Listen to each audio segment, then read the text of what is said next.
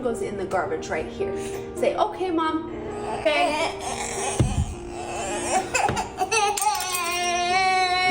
This one was very controversial. This screams Ruby Franke. This is great, but something about the conversation by the garbage is giving me Ruby Franke vibe. Today, we are going to take a look at this supposed gentle parenting expert, 1.4 million TikTok followers, mom of 7, turning parenting chaos into comedy. Are you ready for the comedy? I have covered these parents before, kind of, but today I thought I would give them the spotlight that they really deserve. So without the 7 kids, there would be no successful TikTok account. Obviously, we have a lot of meltdowns, conflict resolution, morning and night routines, knee slapper comedy, and I know we only see the mom 99% of the time, but the dad is very much involved. He's usually behind the camera. He does a lot of the editing. This account is basically a full-time job for the both of them. So I'm gonna try really hard to not just say she. The dad is also very much a part of the problem, yes. Okay, let's check out the morning routine. So they post a lot of these morning routines that are actually just a vehicle for poorly disclosed advertisements. This one is for this schedule organizer calendar thing. Seriously though, like what is with TikTok and the poorly disclosed ads? It's crazy. It's not just this couple. Most people on TikTok, I swear, just don't know how to disclose hashtag brand partner or hashtag ad at the very end of your caption where you have to click see more is not doing enough. TikTok is so bad for that. Anyway, so this one obviously went viral. It has over 44 million views at the time that I screen recorded this. 4.5 million likes. Seeing a pregnant mom of 7 is such a spectacle for most people, I guess. They're left wondering, how on earth does she do it all? That's way too many kids. Where's dad? Thankfully, we have dad on full-time camera duty. Otherwise, we wouldn't be blessed with all these different angles and action shots. Imagine waking up in the morning, going upstairs, and wondering, will there be a camera set up behind this door that I opened? But obviously there will be. Honorable mention to the individual shots of everyone brushing their teeth. So clearly they've turned having 7 children into this very lucrative little business here. Let's switch gears a little. I have gathered way too many examples of her children having meltdowns, tantrums, whatever. Like I don't even have time to talk about them all, and if I did it would be repetitive anyways, so I'm just gonna pick a few. Exploiting your child's vulnerability like this is so wrong. Nobody should be using their child's like actual clips of their emotional distress as content, especially with this sad excuse that it's supposed to be helping parents. Imagine if this footage was posted, no context, no captions, no helpful tips, it was just video footage of a child crying and having a meltdown. People would be like, this is so wrong, why are we watching this? But then you slap on a little caption that says, oh, I like to get down on his level to establish open communication, and people are just floored. They're like, oh my goodness, you're the best mom ever, I wish I could be like you, this is so amazing and inspiring. Is that not crazy? Your helpful tips are not what's getting you views. It's the shocking footage of your kid just crying on the stairs. Like people can't look away. So it's great for the algorithm. Their most controversial videos are without a doubt anytime they use timeouts as a method of discipline. This one was very controversial. People did not like the way she kind of made him throw out the spoon. Spoon goes in the garbage right here.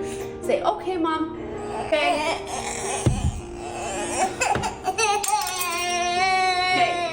Look at Mom. I want you to go pick up that spoon because it goes in the garbage. Okay. Now listen to Mom. If you can't be nice, you will go sit down and time out. Are you ready to be nice? Right here until Mom comes in. Hey Google, set a timer for 1 minute.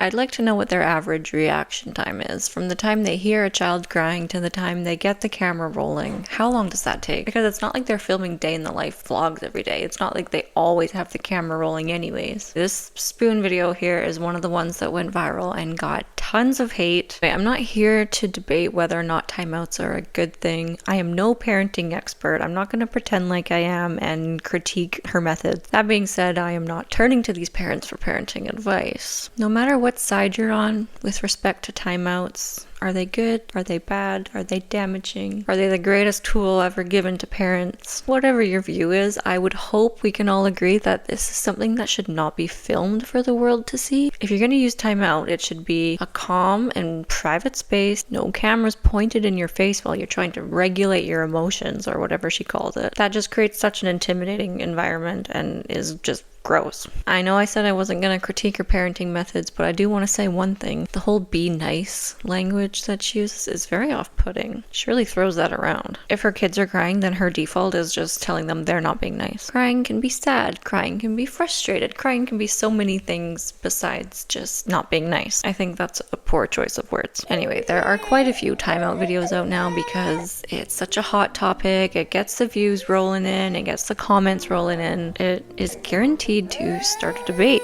It's basically rage bait. It's using your kids for rage bait.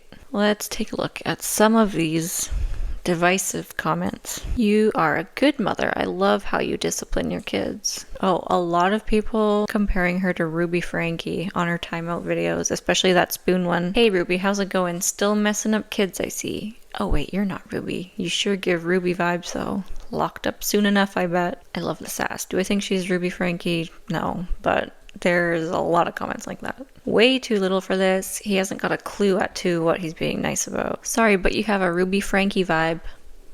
Poor child. This screams Ruby Franke. This is great, but something about the conversation by the garbage is giving me Ruby Franke vibes. I think it's the wording. Good job, mom. Poor baby. This is great. Good job, mom. Poor kid. Well done, mama. Good job keeping boundaries. This is setting an example and inspiring other parents. Please learn more about the methods and apply them properly.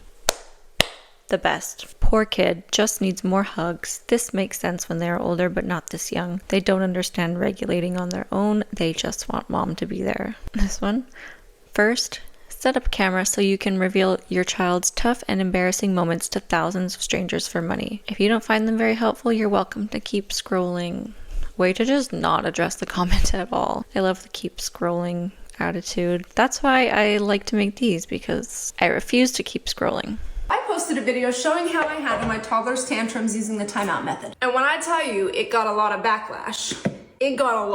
There were a lot of comments saying that my son is too young to understand, that I should co-regulate, and that I should allow him to feel his feelings. Now, I understand where they're coming from because as a mom, I absolutely want my child to express himself and for us to have a healthy relationship. But how am I supposed to do that? What am I supposed to do if— Okay, you get the idea. I'm not going to watch the whole video, but she loves to address the backlash. When parenting videos go viral, it's very common for the haters to come in. You get other parents telling you you're doing it wrong, you're abusing your kids, you're doing irreparable damage to their development. So the fact that she put her child in timeout was controversial, and therefore she felt the need to respond. Honestly, can't even hate her for that. Whatever. But if I posted multiple controversial videos involving my kids, that would cause me to second guess myself and be like, okay, what am I doing? Is the content that I'm posting okay? Why would you want the start of your children's digital footprint to be so heated and controversial and dramatic? Whether you think it's deserved or not, that's the reality of what's happening. And when you post footage of your kids displaying these emotions, you're gonna get a crowd that calls them brats. Does he ever just get attention without crying and acting like a brat? This gentle parenting seems fun, but he seems spoiled and he knows it. He just keeps standing there all sad and waits for you to say something that he wants, like you feeding him a chip. Whoop that ass and put him in a corner. Oh my god, I forgot I had that comment. Why would you want this energy associated with your children just immortalized forever? Even if you're just trying to focus on the parenting and share your tips, like people cannot look away from a child melting down. It just becomes this crazy display. And then at a certain point, it just becomes very performative when this amount of tantrums and teaching moments and meltdowns are filmed. They have a couple boys that are relatively close in age, so they have lots of opportunity for the conflict resolution content. This one says, whenever one of my children seems upset or emotional, the first thing I do is tell my husband to get the camera. Just kidding, but not. The first thing I do is check their physical needs. Like, no offense, but duh. Oh, the first thing I do is check on my child. What kind of advice is that? Why does this need to be a video?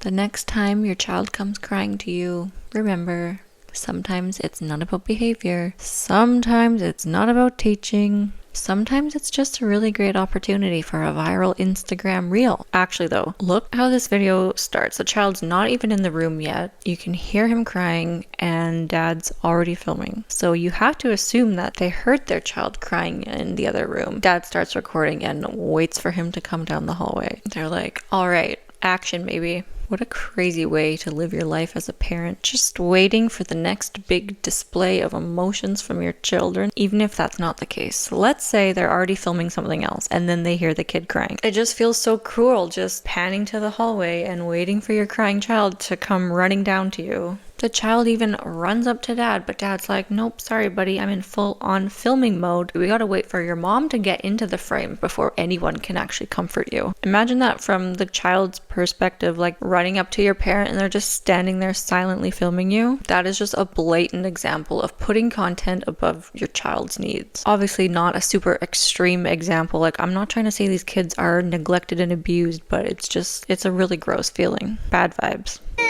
Why are you crying? Okay, tell me why.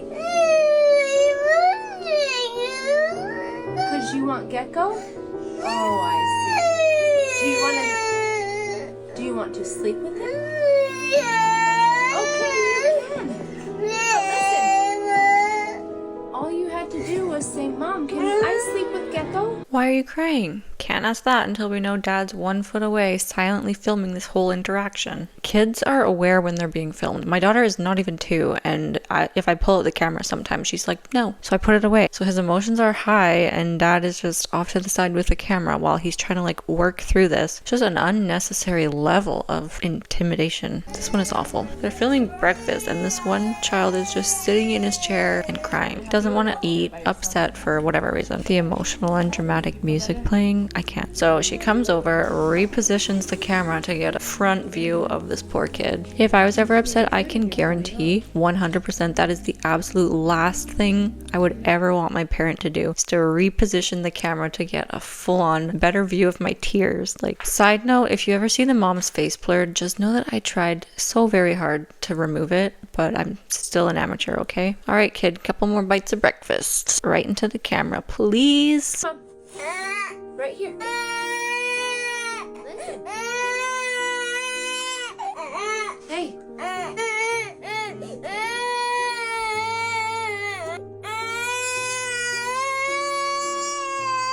Now listen. I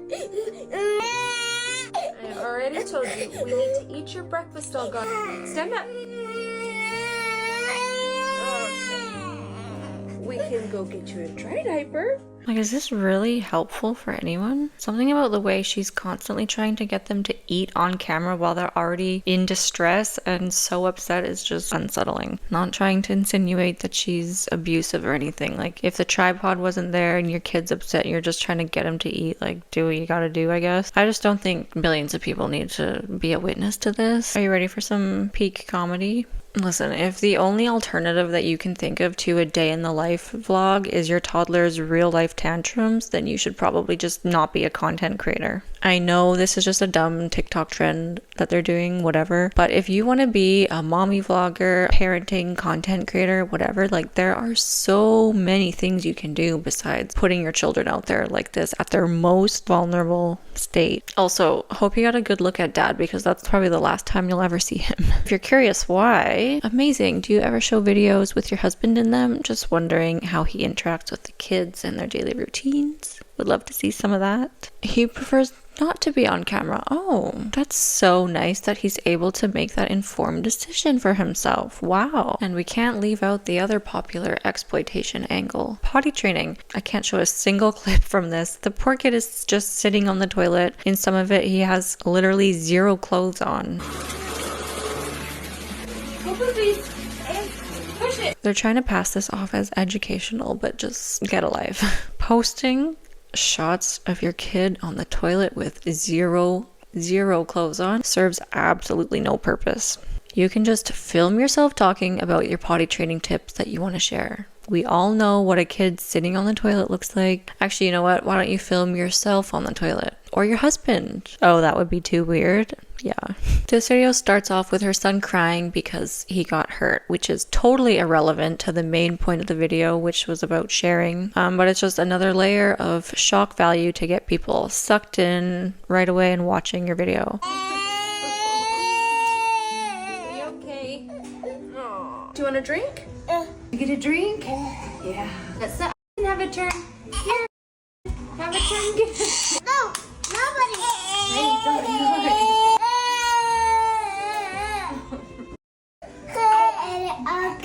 Well, that was not nice. Do you want some more?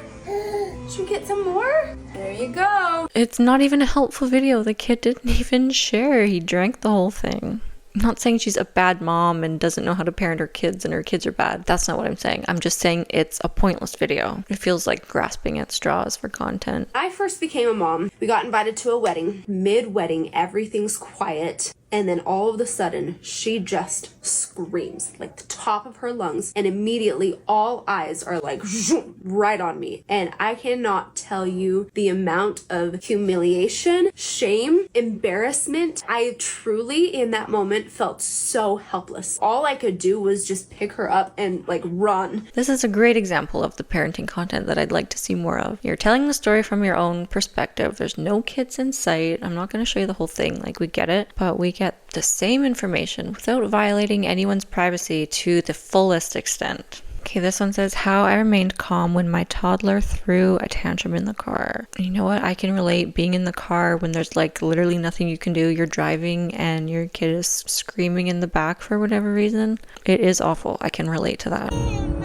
What do you need? Do you want a snack? Do you want a drink?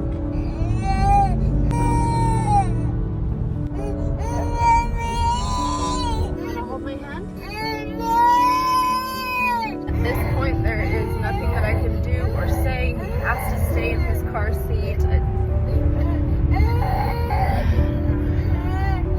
My hands are tied right now. I mean, there's nothing I can do.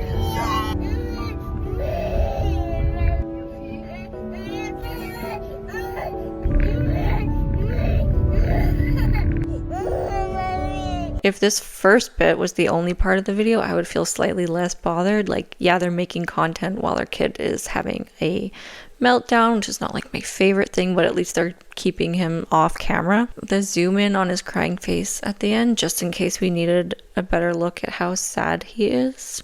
Like, why? Why do people think that's okay? This food again, with the eating on camera, he's trying to physically get away from her. Like, it's beyond just being kind of upset. Hey, look at mom. One bite. Yes.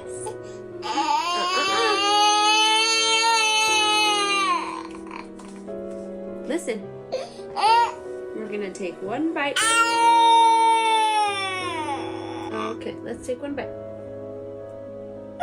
You ready? He is so visibly uncomfortable, but thank goodness for that because it's dramatic and we have bills to pay. I also think it's crazy to set up the tripod knowing in advance that there will be tears and protesting. That's it. Look at mom. Look at mom. Hey. Look at mom. We're gonna try one bite, but watch. I'm gonna dunk it in the cream.